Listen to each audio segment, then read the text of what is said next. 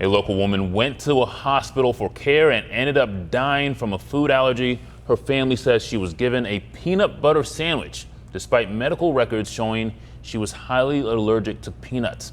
Now they are suing Scripps Mercy Hospital for medical malpractice. Thank you so much for joining us. I am Wale Ali. We'll check back in with my co-anchor Kimberly Hunt in just a few minutes, but first, new at 6, ABC 10 News reporter Natalie Chuck spoke with the family who is now calling for changes to the healthcare system. Say hi to the camera. Hi! Although she was in her 20s, she was really operating around a 2.5 to 3-year-old as far as her needs. Jason Lee is describing his little sister, Jane. His only sibling was autistic and nonverbal. Even though we couldn't have a conversation let's say siblings might normally have, there's a lot of memories. Now there isn't a chance to make any new memories.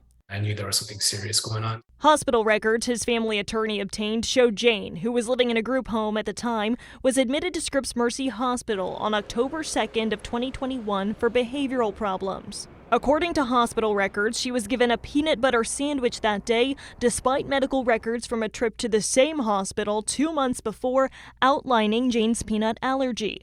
An allergy Jane's brother said she had since they were kids in school.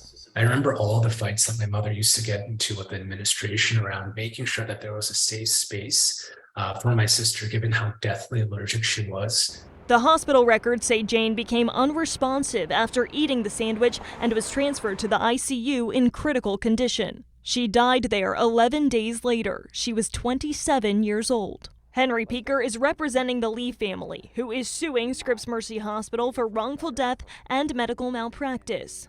It's a hospital that clearly documents a patient's known peanut allergy and then proceeds to give that same patient a peanut butter sandwich. And there's just no excuse for that.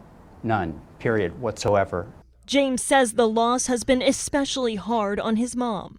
My sister was forever her baby, and almost in a literal sense, given where her mental state was at. And it's been really challenging for her as she's been coming to grips with that. For someone in Jane's position who's nonverbal and autistic, who's disabled, who's vulnerable, that medical record, that medical chart that clearly lists her allergy, that's her way of communicating. She can't speak like you and I are talking right now. Scripps Hospital says it cannot comment on pending litigation or provide details about the hospital's procedure when checking a patient's charts for allergies. What kind of questions then and now kind of still run through your head in terms of how this sort of thing happens?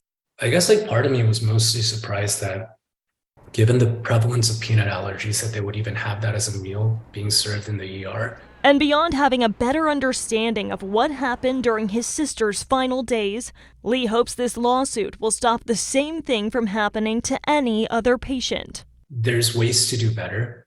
And what I really want is for there to be accountability and a commitment to change. Scripps Hospital has yet to file a legal response to the lawsuit in court. A court date is set for June 9th. Natalie Chuck, ABC 10 News. Sad story there, Natalie. Thank you so much.